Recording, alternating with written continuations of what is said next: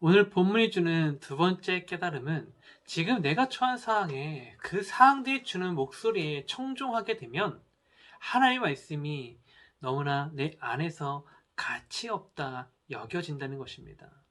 하나님은 하나님 자신이 아닌 아람 왕을 의지하여 북이스라엘의 공격에 대비하고자 하는 이 아상을 향해 우리 본문 16장 7절 이하에서 이렇게 선견자 하나를 통해서 말씀하십니다. 그때 선견자 하나니가 유다 왕 아사에게 나와서 그에게 이르되 왕이 아람 왕을 의지하고 왕의 하나님 여호와를 의지하지 아니하였으므로 아람 왕의 군대가 왕의 손에서 벗어났나이다.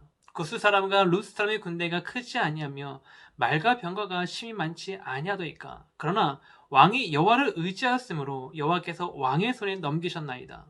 여호와의 눈은 땅을 두루 감찰하사 전심으로 자기에게 향하는 자들을 위하여 능력을 베푸시나니 이 일은 왕이 명령되이 행하였은즉 이후부터는 왕에게 전쟁이 있으리이다 하며. 지금 말씀은 하나님께서 하나님 자신이 아닌 아람 왕을 의지하여 북이스라엘 공교로부터 평안함을 유지하고자 하는 아상에게 하신 말씀입니다. 그 말씀에서 하나님은 이제 너에게 내가 아닌 이 세상의 권력자, 이 세상의 힘을 의지하고자 하는 너로의 그 행악의 가실로 인해 너에게 전쟁이 끊이지 아니할 것이다라는 보응의 말씀을 하십니다. 여러분, 이것이 바로 하나님을 찾던 자들이 하나님이 아닌 다른 것을 찾고 붙잡을 때 맞닥뜨리게 되는 그 삶의 결과입니다. 그런데 이 말씀을 읽고 묵상하면 묵상할수록 저는 아사항을 끝까지 붙잡고 아사항이 다시금 자기 자신을, 하나님 자신을 찾는 자가 되어지기를 원하시는 하나님의 마음을 보게 됩니다. 이것은 비단 아상을 향한 한 마음만이 아닙니다. 이런 마음이 잘 드러나는 것은 바로 다윗에게도 마찬가지였죠. 하나님은 다윗이 죄가를 범하여서 하나님을 멀리하고자 했을 때 하나님은 그에게 나가서 오늘 아사에게 했던 것처럼 그 죄에 대한 보응, 그 죄의 결과가 얼마나 처참한 것인지를 말씀하셨습니다. 또한 이스라엘 백성에게도 하나님은 그 광야 생활 동안 끝없이 하나님을 대적하고 하나님을 향하여 밥 먹을 게 하는 그들을 향해 그 죄가로 인하여 너희들이 감당해야 될 아픔과 역경과 환난들이 얼마나 큰지를 말씀하셨습니다.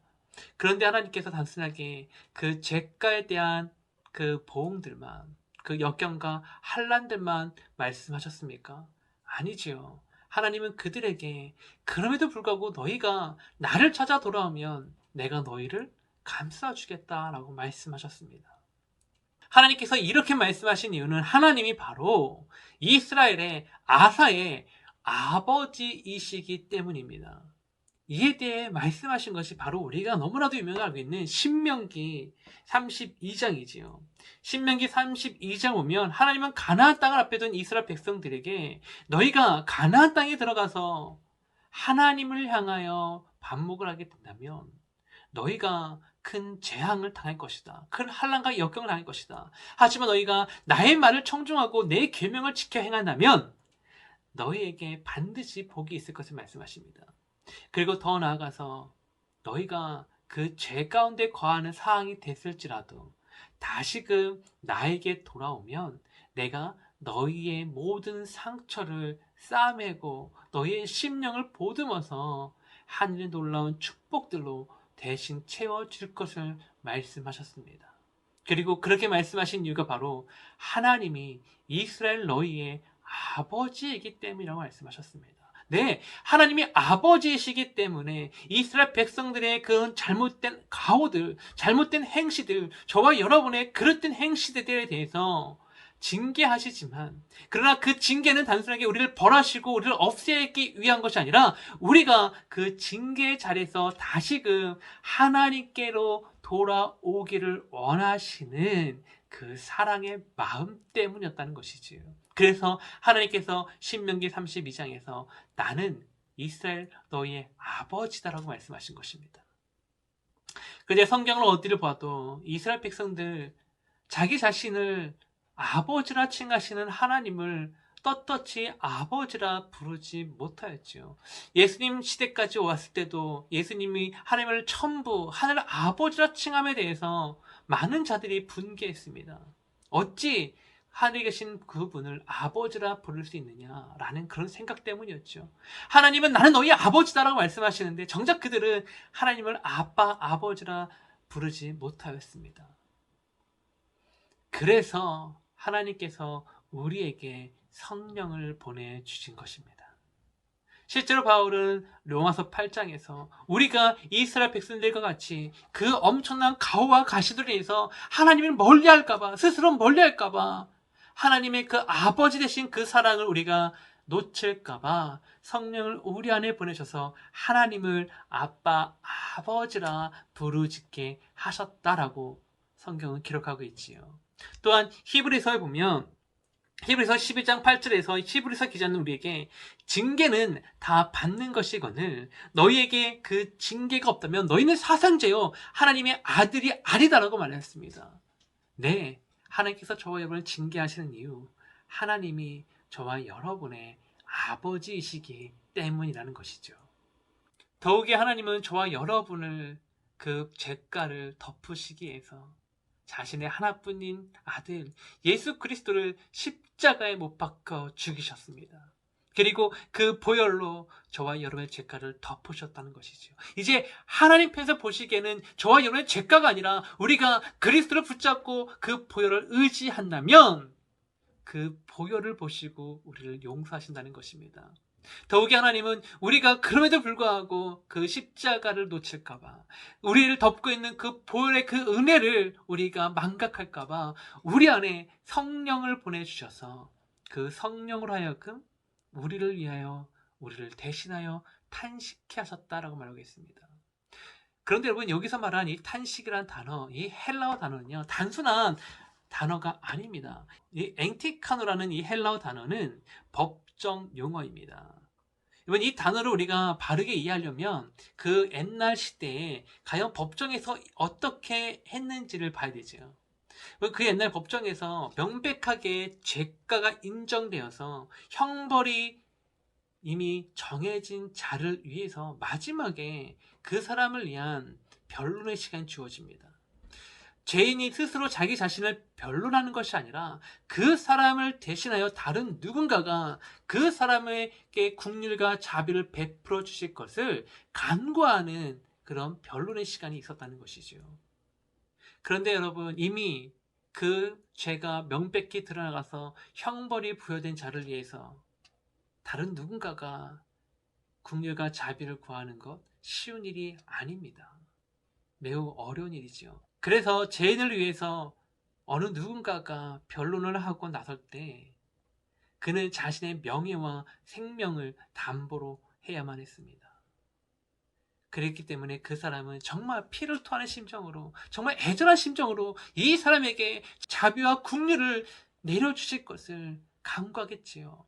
이 사람이 얼마나 연약한 존재인지, 왜 이 사람이 죄를 범할 수밖에 없었는지를 낱낱이 구하며 그 재판장의 긍휼과 용서를 구하는 것, 바로 그것이 탄식이란 단어 속에 있는 의미입니다. 더욱이 성령 하나님께서는 우리가 하나님의 용서를 받을 수밖에 없는 이유를 대해서 십자가 보혈을 그 근거로 제시하시면서 하나님께 나아가 우리를 대신해 변론해 주십니다. 여러분, 이것이 바로 은혜지요. 여러분, 성령 하나님의 그 놀라운 사랑의 음성을 들을 수 있는 우리가 되어지기를 소망합니다. 그런데 여러분, 우리의 죄를 그 보혈로 덮어주시고 우리에게 성령을 보내주셔서 우리의 죄를 대신하여 하나님 앞에 나아가 변론케 하신 분, 바로 저와 여러분의 아버지 되신 하나님이십니다. 무엇을 탑니까? 하나님께서 저와 여러분이 죄 가운데로 나가는 것, 죄를 가운데로 뛰쳐 행하며 나가는 것, 그것을 하나님이 너무나 아파하신다는 것이죠. 하지만 자신이 너무나 거룩하시기 때문에 그 죄악을 대한 보응을 하시면서도 그 보응을 해결하시기에 자신의 아들 예수님을 죽이시고 그것을 부족하셔서 성령을 보내 우리로 하여금 탄식해 하신 것입니다. 바로 이것이 저와 여러분을 향한 하나님의 아버지 되신 그 사랑입니다. 여러분, 그 사랑 안에서 우리가 자유함을 누리고 하나님께 감사와 찬양을 드릴 수 있는 저와 여러분이 되어지기를 소망합니다. 그런데 여러분, 아사는요, 하나님을 통해서 아사를 부르시고 찾으시며 아사가 다시금 20년 전 그때와 같이 하나님 자신을 찾게 하시기 위한 하나님의 그 마음을 아사를 외면하고 말았습니다. 오늘 보면 다음 구절인 16장 7절 이하를 보면 땅을 감찰하시며 보시면서 자신을 찾는 자를 찾으시는 그 하나님의 마음을 토로하는 하나님을 옥에 가두어 버립니다. 듣기가 싫다는 것이죠. 이제 하나님의 말씀은 나에게 가치가 없다는 것입니다.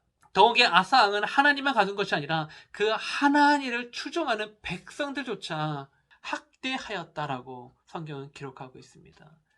여러분, 아사 왕 어떻게 이렇게까지 변질되었을까요? 여러분, 아사가 20년 전 역대하 15장에서 어떻게 그 놀라운 개혁을 이룰 수 있었습니까? 그것은 하나님의 영에 감동되어 하나님의 말씀을 전하였던 선지자의 음성에 그가 청종할 수 있는 심령이었기 때문입니다. 그런데 그러한 모든 심령이 이제는 보이지가 않습니다. 그 이유는 단 하나, 20년 동안 하나님께서 주어주신 그 편안함에 그의 심령이 딱딱하게 굳어져 버린 것입니다. 그리고 그 결과 아사는 하나님의 말씀이 들려오지 않았습니다. 오히려 자신의 편안함을 더욱더 경고케 해줄 것이다. 자신의 편안함을 더욱더 확실하게 해줄 것이라는 이 세상의 힘의 소리가 그의 마음을 장악하였고, 그는 오늘 본문의 말씀과 같이 하나님이 아닌 아람 왕을 의지하며 아람 왕을 찾아갔던 것입니다. 여러분의 심령에 들려오는 그 소리는 무엇입니까? 하나님의 음성이 더 크게 들려오는 우리 심령이 되어지기를 소망합니다. 나의 편안함, 나의 성공, 나의 물질을 위해서 이것이 더 효율적이고 이것이 더 확실하다고 외치는 저 세상의 소리가 아니라 하나님의 소리, 나를 여전히 찾고 계시며 여전히 나에게 하늘의 평안함을 주시고자 하시는 그 하나님의 음성에 더 귀를 기울여 줄 수 있는 저와 여러분이 되어지기를 소망합니다. 하나님 아버지의 그 부드러운 음성이 우리의 삶을 이끌어가는 은혜, 그 은혜가 저와 여러분의 것이 되어지기를 소망합니다.